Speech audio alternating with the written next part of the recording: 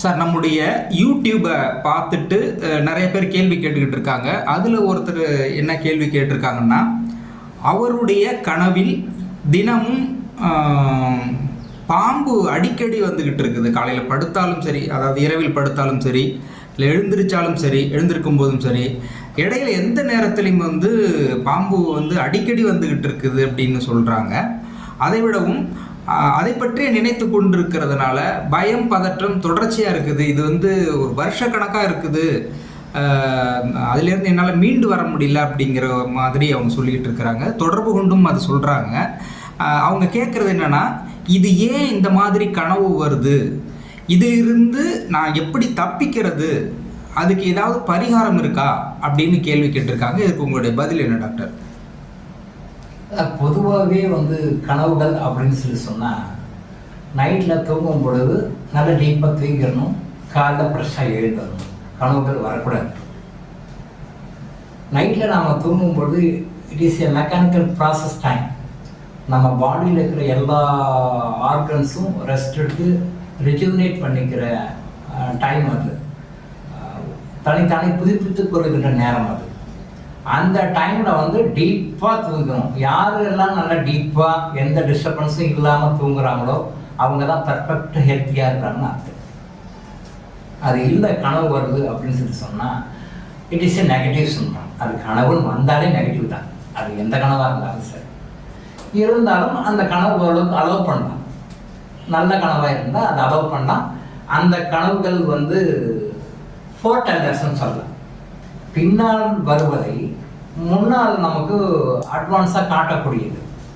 இது சைக்காட்ரிஸ்ட்டுங்க என்ன சொல்லுவாங்க அப்படின்னா, அதுக்கு அவங்க வேறு விதமான ஒரு டெஃபினிஷன் கொண்டு போவாங்க. சைக்காட்ரியில் வரும், அது வேறு விதமான டெஃபினிஷன் கொண்டு போவாங்க. நம்ம இப்போ அதை பற்றி பேசலை, அது நமக்கு வேண்டாம். கனவு அப்படின்றது ஒரு விஷயத்தை நமக்கு ஃபோர்டெல் பண்ணுது, நமக்கு முன்னாடியாக உணர்த்துறது. அது நல்லதையும் உணர்த்துறது, கெட்டதையும் உணர்த்துறது. இந்து மதத்தில் கனவுகள் பற்றி நிறைய புக்ஸ் இருக்குது. கனவுகளின் பலன்களை பற்றி நிறைய எழுதியிருக்காங்க பெரியவங்க, மகான்கள், யோகிகள், சித்தர்கள் எழுதியிருக்காங்க. மூடநம்பிக்கை கிடையாது, உண்மைதான். கனவு வரக்கூடாது.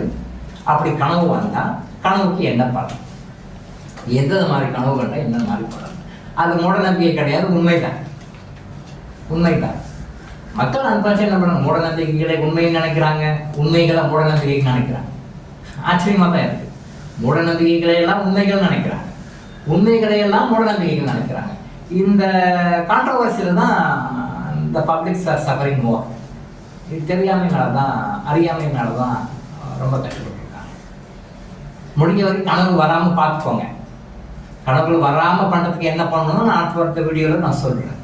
கனவு வந்துருச்சு அப்படின்னா, இப்போ இந்த நபர் கேட்ட கேள்விக்கு என்ன ஆன்சர் அப்படின்னா, அவங்களுடைய ஜாதகத்தில் பார்த்தாங்க அப்படின்னு சொன்னால், ராகுவும் கேதுவும் கெட்டு போயிருப்பார்கள். நல்லா விஷயம் தெரிஞ்சு ஜோதிடர்கிட்ட பார்த்தாங்க அப்படின்னு சொன்னால், ராகுவும் கேதுவும் அவங்களுடைய ஜாதகத்தில் ரொம்ப அடி வாங்கியிருப்பாங்க. அதனுடைய பாதிப்புகள் அவங்களுக்கு இருக்கும். அடுத்தது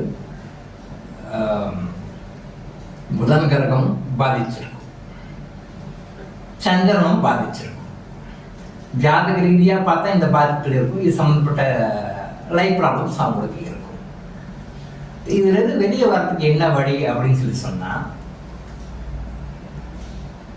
ஜாதக ரீதியாக அவங்க சில பரிகாரங்கள் பண்ணணும். அவங்க ஜாதகத்தில் அந்த ஜோதிடர்கிட்ட கேட்டால், விஷயம் தெரிஞ்சுக்கிட்ட போட்டால் இந்த மாதிரி பரிகாரம் பண்ணாங்கம்மா அப்படின்னு சொல்லுவாங்க. சில பேர் தெரியாத மக்கள் சில பேர் சொல்லுவாங்க, பாம்பு கனவு வந்தால் குலதெய்வம் கோயிலுக்கு போகணும் அப்படின்னு ஒரு இண்டிகேஷன், அதனால் குலதெய்வம் கோயிலுக்கு போகிறோம் அப்படின்னு சில பேர் சொல்லுவாங்க. அது முழுமையாக 100% சரின்னு சொல்ல முடியாது. பட் பின்னால் ஒரு கேடு வரப்போகுது அப்படின்றதுக்கான அறிகுறி வந்திருக்கு.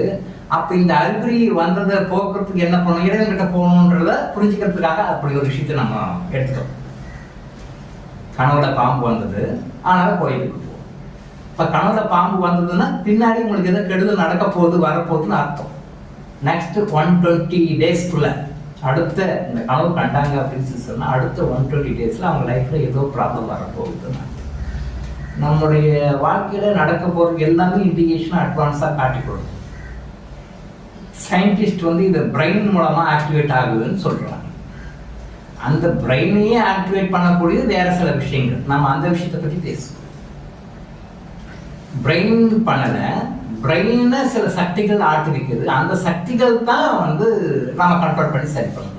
இந்த நெகட்டிவ் எலிமெண்ட்ஸ், இந்த நெகட்டிவ் கேரக்டர்ஸ், இந்த நெகட்டிவ் சக்திகளை வந்து நம்ம சரி பண்ணிட்டோம் அப்படின்னு சொல்லி சொன்னால் ஆட்டோமேட்டிக்காக பிரெயின் அதனுடைய ஃபங்க்ஷனாலிட்டியை மாற்றி பாசிட்டிவாக இயங்க ஆரம்பிச்சிடும்.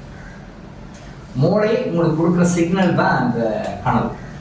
இது அவங்க லைஃப்பில் பின்னாடி கஷ்டப்பட போகிறாங்க, வேறு சில பிரச்சனைகள் வரப்போகுது. ராகு சம்மந்தப்பட்ட, கேது சம்மந்தப்பட்ட, சந்திரன் சம்மந்தப்பட்ட பிரச்சனைகள் அவருக்கு வரப்போகுது, சஃபர் ஆவாங்க அப்படின்றது இண்டிகேஷன். இது அவங்க என்ன பண்ணணும், ஒரு முறையாக ஜோதிடர்கிட்ட அப்ரோச் பண்ணி அதுக்கு என்ன பரிகாரங்கள் பண்ணணும் அதை கரெக்டாக பண்ணாங்க அப்படின்னா சரியாயிடும்.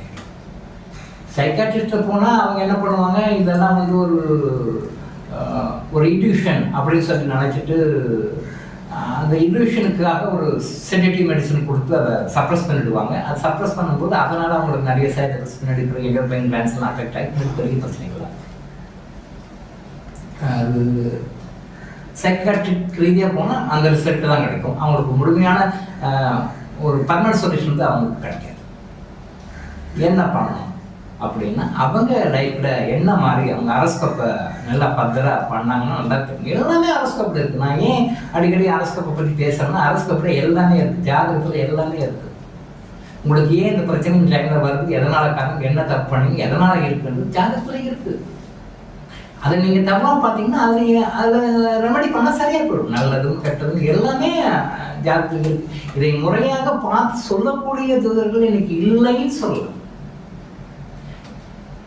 முறையாக சொல்லக்கூடியவர்கள் இல்லை. அப்படி சொன்னாலும் அந்த சரியாக இவங்க ஃபாலோ பண்ணுறது. மக்கள் என்ன நினைக்கிறாங்கன்னா, நான் ஒரு பிரச்சனைக்காக ஜோதிடர்கிட்ட போனேன், அவர் ஒரு சொல்யூஷன் சொல்லணும். என்ன சொல்லணும், சிம்பிளான சொல்யூஷன் சொல்லணும். இந்த கோயிலுக்கு போய் விளக்கேற்றுங்க, இந்த கோயிலுக்கு போய் குளத்துல குளிச்சுட்டு வாங்க, இந்த கோயிலுக்கு போயிட்டு ஒரு 10 பேருக்கு அன்னதானம் போட்டுங்க, உங்கள் பிரச்சனை சால்வ் அப்படின்னு சொன்னால் நல்ல ஜோதிடர் அப்படின்னு நினைக்கிறாங்க. இந்த ஜோதிடர்களும் என்ன பண்ணுறாங்கன்னா, உள்ளே இருக்கிற ப்ராப்ளத்தெல்லாம் பெருசாக ரொம்ப அனலைஸ் பண்ணாமல் டீப்பாக மேலோட்டமாக இப்படி பண்ணுங்கன்னு சொல்லிட்டு போயிடலாம்.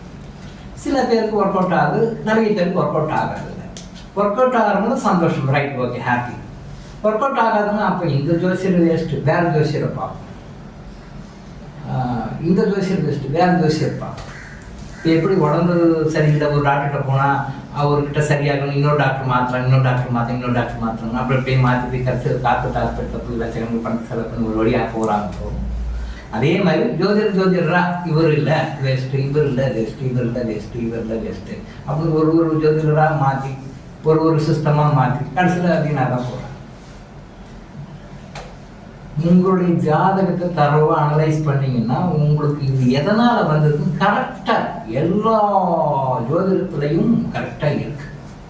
அதை கரெக்டாக அனலைஸ் பண்ணி கண்டுபிடிச்சி கரெக்டாக இருக்கும் நான் பரிகாரம் நீங்கள் பண்ணீங்கன்னு சொன்னால் இந்த ப்ராப்ளம் சரியாயிடும். இம்மிடியாக பண்ணணும், லேட் பண்ணக்கூடாது. எவ்வளோ கூட குயிக்காக பண்ணணும் அவ்வளோ பண்ணணும். இந்த மாதிரி விஷயங்கள் வந்து 120 டேஸ்க்குள்ளே உங்கள் லைஃப்பில் இதெல்லாம் நடக்கும் அப்படின்னு போர்ட்டல் பண்ணுது. ஸோ இம்மிடியட்டாக ஒரு நல்ல கவுன்சிலர்கிட்ட நல்ல விஷயம் தெரிஞ்சுக்கிட்ட ஜாதகத்தை காட்டி அதுக்கு நான் என்ன பரிகாரம்னு சொல்லிட்டு கரெக்டாக பண்ணிங்கன்னா, பரிகாரம்ன்றது வேற. கோயிலுக்கு போகிறதோ சாமி கும்பிட்றதோ அன்னதானம் போடுறதோ பரிகாரம் இல்லை. இந்த காரணத்தினால உங்களுக்கு இந்த பிரச்சனை வந்திருக்குன்னு இருக்கும், கண்டிப்பாக இருக்கும். அந்த பரிகாரம் பண்ணுங்க. எல்லா ஜோதிடரும் சொன்ன பரிகாரத்தை நான் சொல்லலை. எல்லா ஜோதிடரும் சொல்லாமல் விட்டுவிட்ட அந்த பரிகாரத்தை நாங்கள் சொல்லுவோம். அந்த மாதிரி பரிகாரத்தை நீங்கள் கரெக்டாக எக்ஸிக்யூட் பண்ணுங்க. இந்த பிரச்சனை டோட்டலாக வெளியே வந்துடலாம்.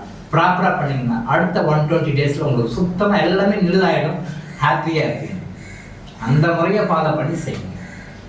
அவங்க சொல்கிறாங்க இவங்க சொல்கிறாங்கன்னு சொல்லிட்டு திரும்ப போய் தவறான முறைகளை போயிட்டு தவறான வழிகளை போயிட்டு காசை செலவு பண்ணி கர்மாவை அதிகப்படுத்தி கஷ்டப்படுத்திக்க வேண்டாம். ஸோ எல்லாத்துக்குமே சொல்லிச்சு உங்களுக்கு ஜாதகத்தில் இருக்கு. முறையாக சில மூலிகைகளுடைய உதவியால் சில நீங்கள் மன்னிப்பு கேட்கணும். நீங்கள் மன்னிப்பு கேட்டு சில விஷயங்களை பரிகாரங்களை பண்ணும் பொழுது அப்போது நீங்கள் இதில் மன்னிப்பு கேட்கணும், முறையான பரிகாரத்தை பண்ணணும். இந்த மன்னிப்பும் கேட்டு முறையான பரிகாரமும் பண்ணாதான் நீங்கள் இந்த பிரச்சனை முழுமையாக வெளியாது. கண்டிப்பாக வெளியே வந்துடும், 100% வெளியே வந்துடும். கடவுளுடைய நோக்கம் தண்டிக்கிறதோ கஷ்டம் கொடுக்குறதோ கிடையாது. உங்களை சந்தோஷமாக வைத்துக் கொள்ள வேண்டும் என்பதுதான் கடவுளுடைய விருப்பம். உங்களை பனிஷ்மெண்ட் கொடுத்து நீ கஷ்டப்படுறத பார்த்து ஹாப்பினஸ் அப்படின்னு சொல்லி காலத்துக்கு விடுறது கடவுள் கிடையாது. நீங்க கஷ்டப்படாதீங்க, சுகப்படுங்க அப்படின்றத உணர்த்துவதற்காகத்தான் இந்த மாதிரி போர்ட்டல் பண்றார், கடவுள் இண்டிகேஷன் கொடுக்குறார். அதை நீங்க உணர்ந்து கொண்டு முறையான பரிகாரங்களை சரியா விஷயம் தெரிஞ்சு கூட கான்டாக்ட் பண்ணி இருந்து நீங்க முழுமையாக வெளியே வரணும். சந்தோஷமாக உங்களால் வாழ்க்கையில எப்பயுமே இருக்க முடியும். டாக்டர் இளங்கோ ஆயுசாக்கள் வழங்கும் விழிப்புணர்வு. தொடர்ந்து இது மாதிரி பல அவேர்னஸ் வீடியோக்களை பார்க்க நம்ம சேனலை சப்ஸ்கிரைப் பண்ணிட்டு பெல் பட்டனை ப்ரெஸ் பண்ணுங்க.